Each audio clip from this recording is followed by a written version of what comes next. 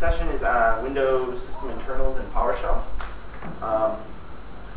I'm Driscoll. I'm a PowerShell MVP, developer by trade, and I manage the software engineering team too. Do a lot of stuff. I'm involved in Visual Studio tools, and I blog at C#. What we're going to be talking today is kind of system internals, how to use PowerShell. We're going to look at a module I developed, look at kind of how it's implemented, how you can use what's built in already to do some of the stuff that the SysInternals suite actually used to take care of. But kind of what happened before there was PowerShell was system internals was accomplished using some tools that Microsoft released in the SysInternals suite. I mean, it wasn't the only method of doing this kind of stuff, but it was a very popular method of doing it. So you pretty much downloaded the suite, and a lot of the tools are just little simple wrappers around some pretty basic 132 calls. And a lot of that stuff we got for free when PowerShell was released. I mean, there are a lot of deep system analysis tools in there as well that I've kind of built into PoshInternals module, but aside from that, there's pretty simple things we can do with PowerShell. I'll show you that in a demo. So now that we have PowerShell, system analysis is a little bit different.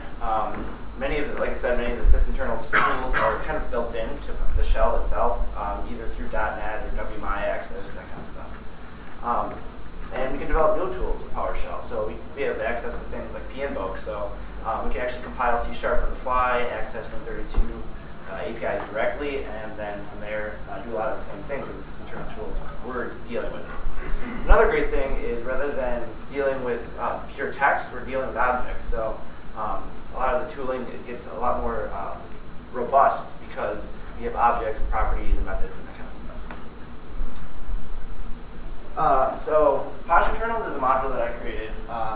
It mimics a lot of the SysInternals tools.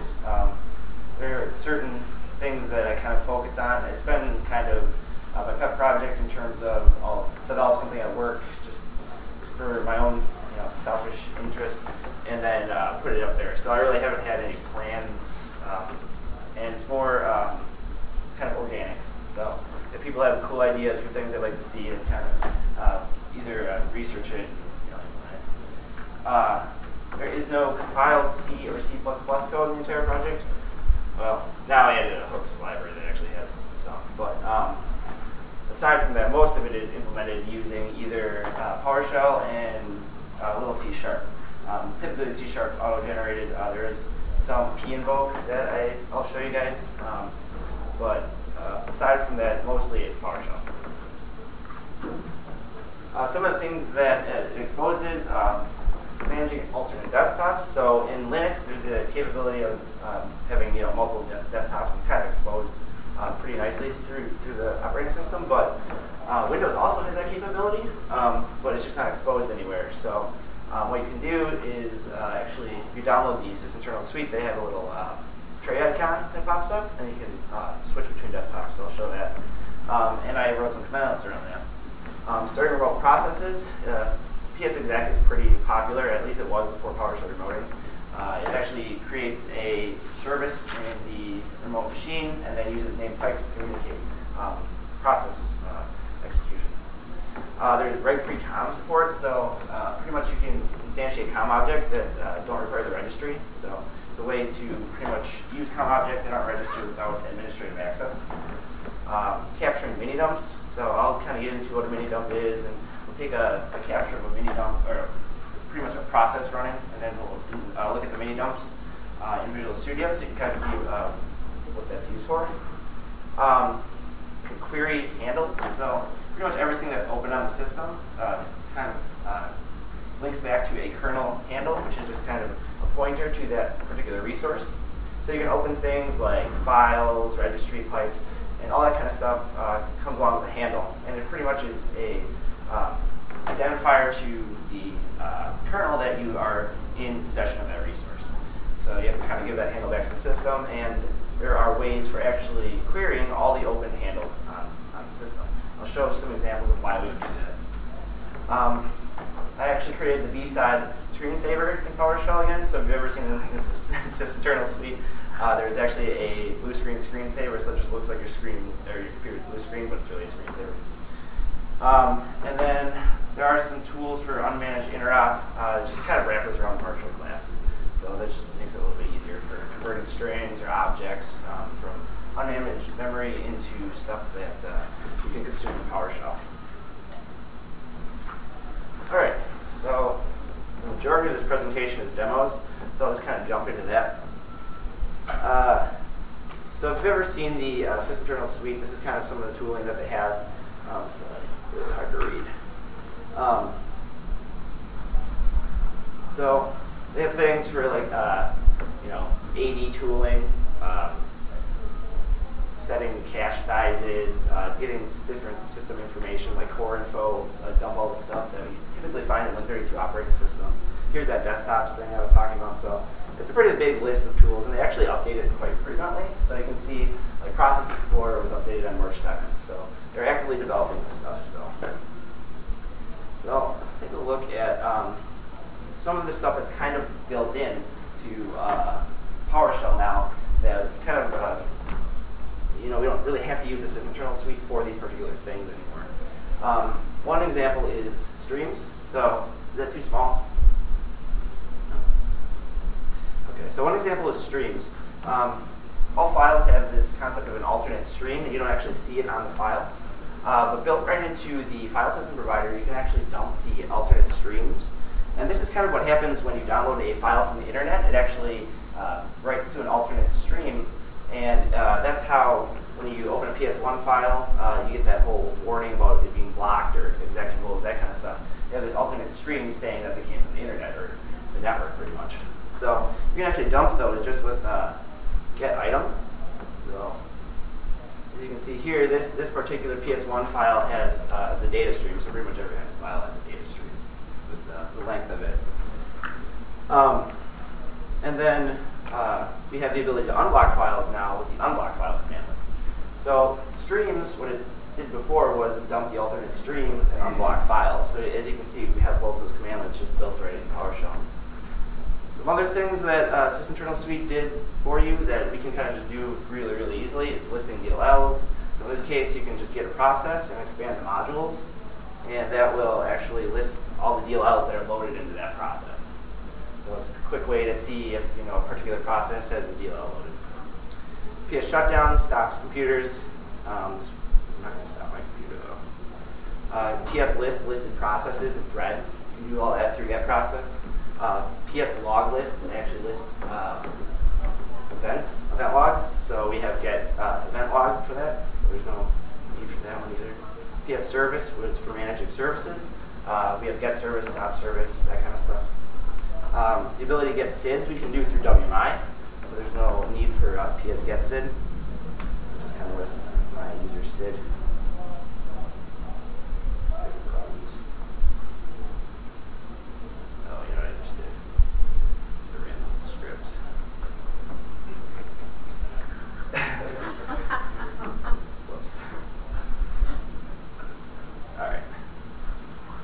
PS kill stops processes, so we have stop process for that. PS info, it actually gets its information from a couple different places. This is just kind of a simple example. Win32 operating system dumps a lot of the same information that PS info would dump. Pipe list returns all the open pipes on the system. You can use a .NET class for that. Get files with this particular syntax for looking at pipes. You can actually see it dumps out all the pipes that are currently open in the system. It's kind of interesting to see just what's listing, communicating.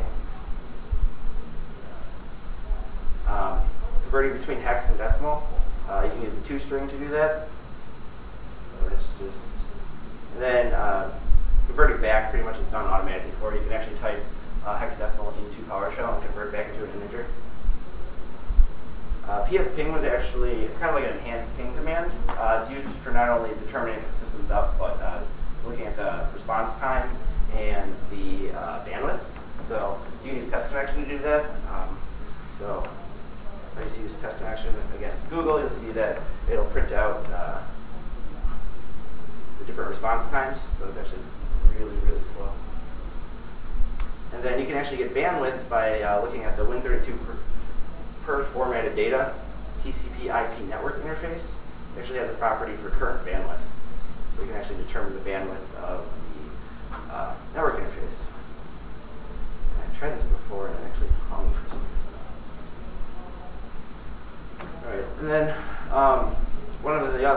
functions of the system internals suite is a strings dumper. So it pretty much takes a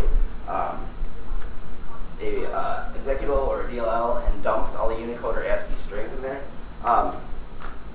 Matt actually wrote one of the an implementation of that for PowerSplit, so I stole it and put it in this demo. And I say this one's kind of built in because there's not like a whole lot going on there. It's just using some built-in the get content for reading the file, and then using a regex to actually go through that file and determine if a particular character is part of a string or not. And the output of that, which is kind of interesting because you can see which strings are embedded inside a DLL. So a lot of them are garbage, but sometimes you'll find stuff that is actually useful. But you can do all kinds of things, like if a string is over so many characters, then I want to print it out. By default, it's 3, so if it's 3 characters or more, it'll print it out.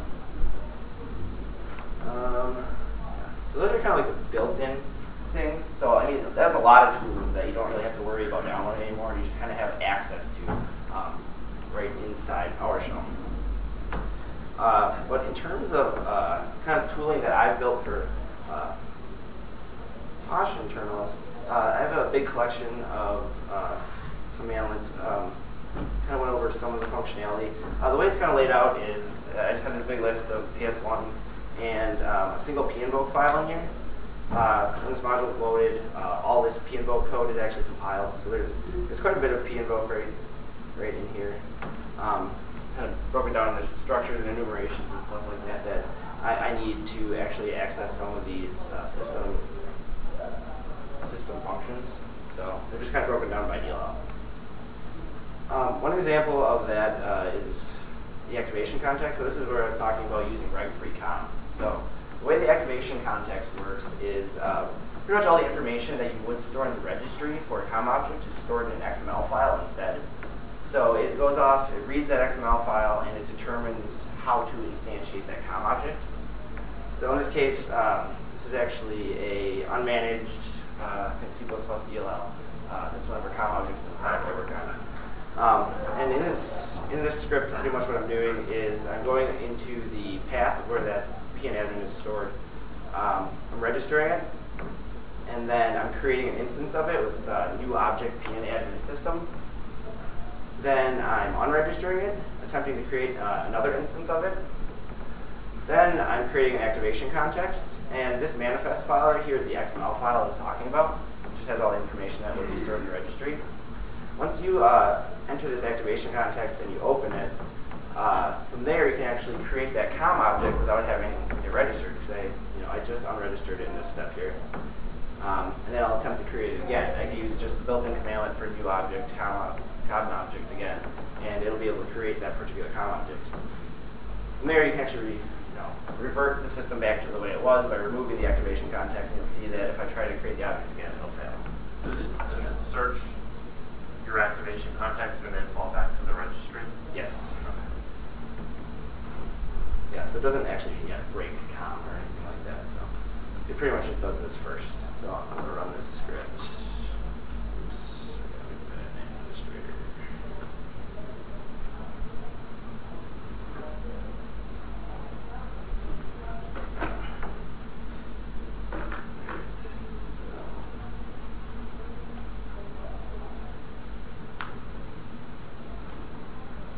Broke PowerShell. Oh, I should write. It's a 32-bit com object. That's why I haven't. All right.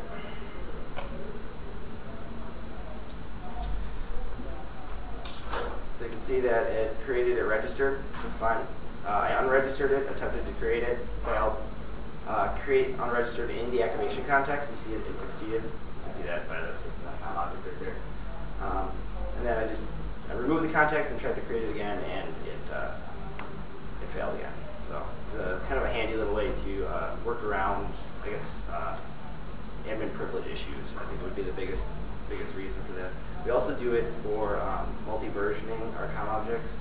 So if we want to have multiple versions on a system without having to register them, we can do it that way too. All right.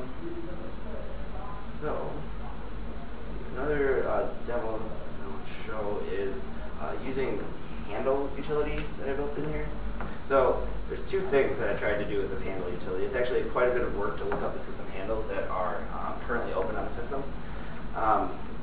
I implemented one version in C#, which is what I'm using here, and one version in PowerShell. PowerShell 1 is drastically slower than the C# version 1 for some reason. So I'll kind of show you guys just a little snippet of kind of the way that works. So there's a couple of system calls that you have to make to actually look up system handles like this. So there is, the interesting ones are NT-query system information. It actually returns the collection of handles that are open on the system. From there, you can actually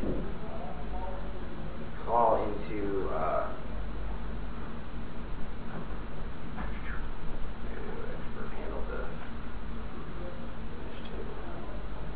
so you can actually then call NT-query object, so it converts different parts of that handle information into usable information that we can then kind of dump to the screen and evaluate what's going on the system.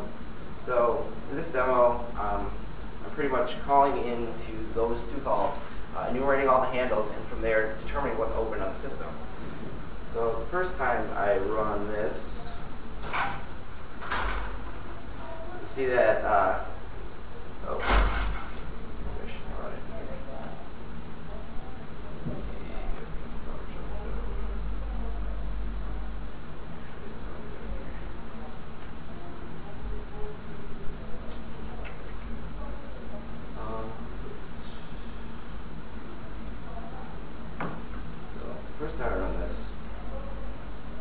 it just dumps the different types of handles I can get. So in this case, you can see that it dumped stuff like jobs, processes, timers, tokens, threads, desktops, Windows stations, files, directories. So those are all the kinds of things that are currently open on my system inside different processes.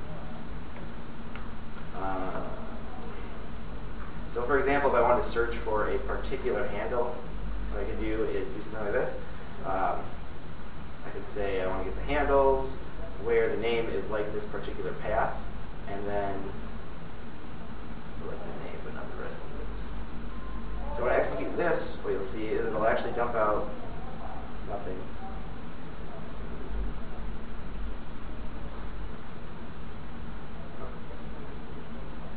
Just run this by itself.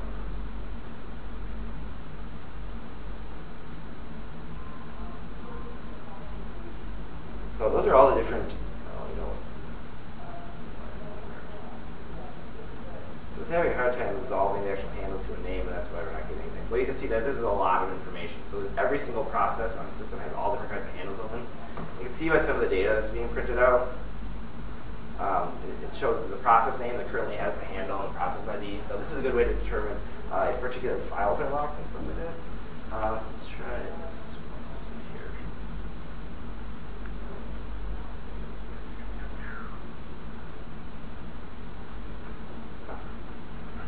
Broke it. Oh, that's why I broke it.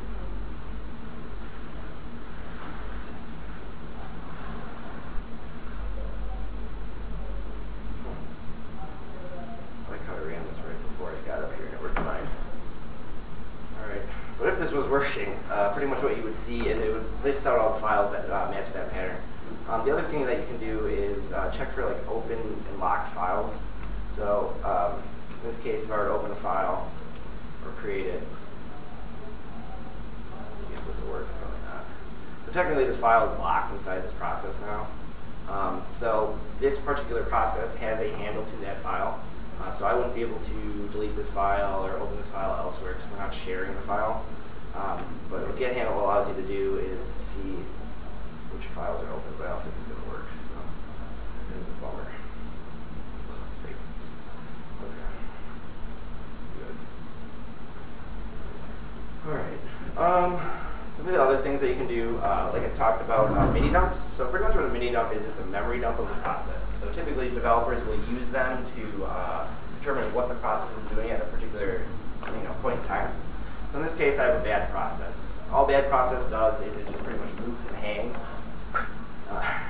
And it increments a counter inside. So there's just this little bad process here. So it's going to loop 100,000 times and sleep for half a second every time, and then right to the output window. So I have a commandlet called out mini dump. What it does is it takes a process and you say, I want to take a mini dump of that process, and it's going to collect all the memory that's currently being used by that process and dump it to disk. So then you can load it back up and you can debug the process. So in this case, I'm going to start up bad process, and then I'm going to take or capture a mini dump every 10 seconds, or every second. I'm going to capture 10 mini dumps for 10 seconds. So what we're going to do is we're just going to run this. So now my process is running. You can see it's printing out to the screen, but in the background here, I'm actually capturing these mini dumps. So I have verbose on, so you see where it's printing it out and everything like that. So now that I've captured all these mini dumps, what I can do is actually I can go out and investigate what's going on with my process. So if I open up one of these, it actually allows you to, in Visual Studio, allows you to open these up and determine the state of the process. So you can see all kinds of things about what the process was doing at that point in time.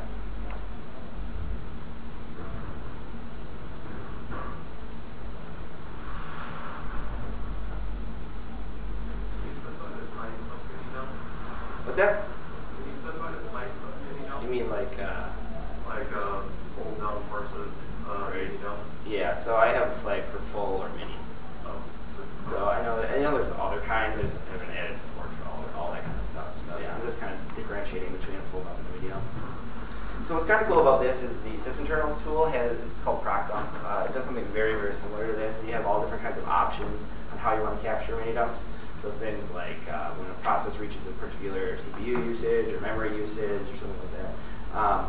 What's neat about this is we can just use PowerShell to do a lot of that stuff. So in this case, I just wrote a simple loop to capture a series of mini dumps, and you can kind of compare and contrast those different mini dumps. So there's no real need to build that kind of tooling in because it's already inside Visual Studio.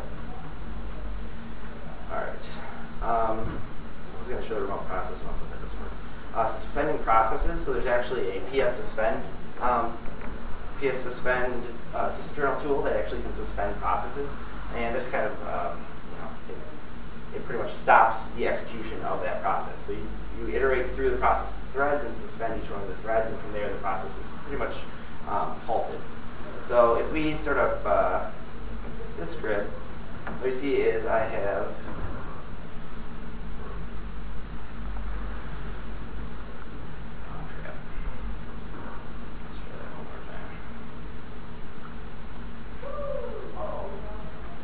so you can see that I can't move this notepad because it's frozen. I've suspended it.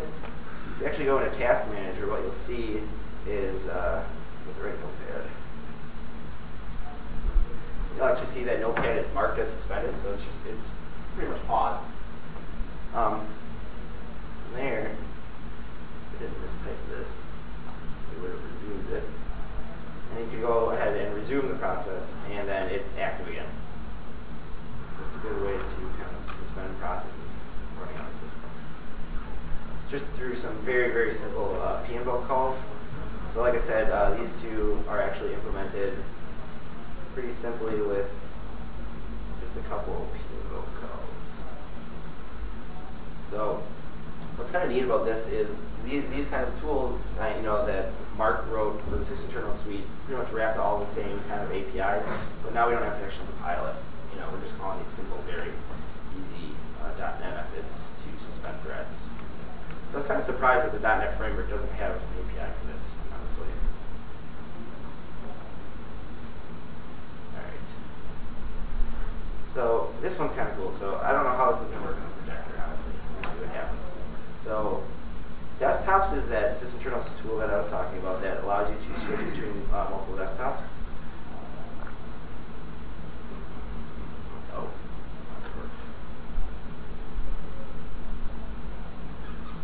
So this right here is desktops running. You can see that my main desktop here is in the corner. If I click on one of these, you can see I've popped into another desktop. I have all the same stuff except that you don't see my programs running anymore. But if you go back down here, you can see that I have my other desktop. I can switch between multiple desktops. Kind of a good way to organize things, I guess. So I created some commandlets around that. things like getting desktops. So now you can see that I have my default desktop and my sysinternals desktop 1. So that's a desktop that sysinternals had created. From there, you can like pop into other desktops just by using show desktop, and it'll actually switch you back to your other desktop. So that's a neat little functionality that could be kind of useful.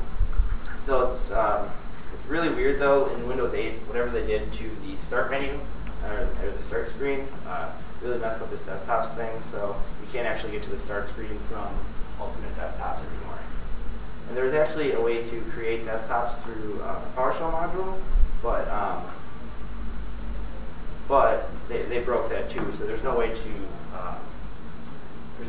start Explorer pretty much in the other desktop. Somehow Mark figured it out, and that's why I have to do it this way, or have him create the desktop, because when I create the desktop, what you get is just a blank desktop with no taskbar or anything. There's no way to open any processes in it, so it's kind of weird. All right. So, has anyone ever dealt with memory map files? It's kind of it's a concept inside Windows where you can actually store data in memory rather than writing it to disk, and it's good. It's a way of either just kind of persisting something temporarily or communicating between different processes. So in .NET 4, I think they added support for memory map files right in .NET. So I wrote some commandlets around that, and what that allows you to do is communicate between processes. So for example, if I wanted to communicate between two PowerShell sessions, what I could do is I could create a memory map file. There. So pretty much what I'm doing is I'm creating a new memory map file. So it creates this like block in memory. I just call it Adam's mem map. You have to specify a size. So in this case, it's 1K, and I'm just storing a hash table in there that I've converted to JSON as a string, and then I just use out memory map file to actually store that data. So I just kind of dumped it to disk. I read it back out of the memory map file using read memory map file. Could you split that? Like, let's say you've got a file that's 100 meg, and you want to split it up into 2 meg. Can you split the memory and then read that in? Yes, you could. I mean, well, split the memory as in, you could create multiple memory files, I guess, if you want to. Yeah, so yeah. 10 meg, split it into 5 2 meg files, or memory maps? Yep. So you just would have to name them differently in this case. There's different scoping and stuff that you can do with memory map files. I'm honestly not sure what scope this is set to. You can do global and local memory map files that either only the current session are available or they're globally available on the system and that kind of stuff. So, in this case, these commandlets only have support for strings. Technically, you can put any data in there, any binary data you can put inside here. So I just kept it simple and just stuck to strings. So now I have my memory map, and the memory map file exists as long as this process is open or any other process that holds a handle to it. So if I were to close that, it would go away. So now I have another script that actually reads out that memory map file and converts it from JSON back into the object. So if I copy that one,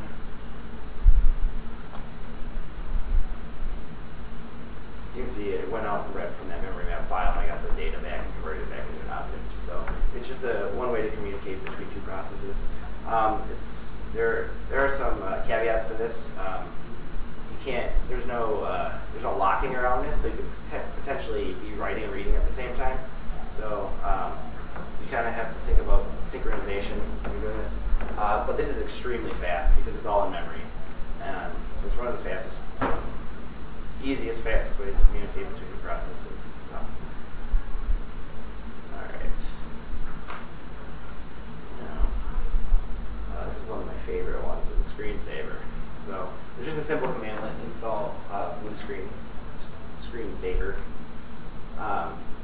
The way this works is there's this script right here, and the screensaver itself is just a Windows form that takes up the whole screen, hides the cursor, and that kind of stuff, and then just draws the blue screen onto the screen. So it just uses a couple different controls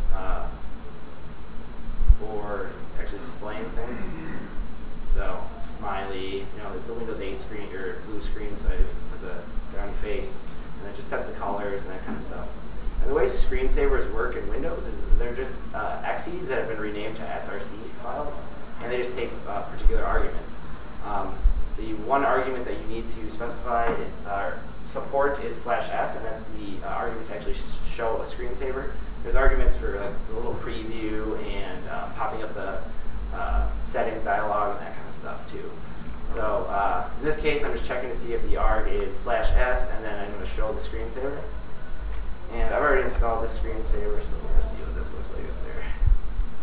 So when you install it, you just pretty much dump it out to System32, and then Windows will pick it up. And from there, you can actually go off and select that blue screen screensaver. Okay. Oh, I should have previewed it. That's what I'll do. See it on the PC. Nice. So that's a little neat one. Probably not very practical. Alright. So one of the other things, I don't think this is going to work, but the ability to start remote processes, I kind of talked about this a little bit. What it does is it goes out and installs a little service that I wrote called PoshInternals. Same concept as PSExec. And what it does is it just opens up a little named pipe server. So if you look at the implementation of this, all it's doing is listening on a named pipe and waiting for something to communicate with it. And what we're doing here is I actually have a couple commandlets for sending named pipe messages. So I open up the service, install that service on that remote machine via the admin share, and then once it's listening, I can send named pipe messages to it about all the information about how to start this process, if you want to have it interact with the desktop and stuff like that. So it's just kind of another way to start processes. It's the exact same way that PSExec works. So I'll show you what's going on here. So yeah, it maps a drive. There's actually a system tool called SC that you can run to actually install services remotely. You just specify create the computer name, name the service, and where the file lives, and then from there you can actually remotely create this service and start it. And then in this case, I'm waiting for the service to start. I'm serializing some information to send the service, like a command line, and whether to interact with the desktop. And by interact, I mean it's going to start up in the desktop session rather than running in the service's desktop. So the user will be able to see the process. And then from there, I'm serializing it and sending it over via the named pipe to that service, and it'll start up. And then you can optionally clean up the service after you're done executing this remote process. So I had this working, but then Friday, my hard drive died and I lost all my VMs. So. All right. So that's kind of the demos that I wanted to show off. All this is on GitHub, so if you are interested in either checking out the code or contributing, definitely head out there. There's a lot of good examples of pinvoke if you're just kind of needing an example of that. And then, yeah, so definitely go out and fork me. If you have any questions, I'd like to be happy to answer them. No? Okay, well, thank you.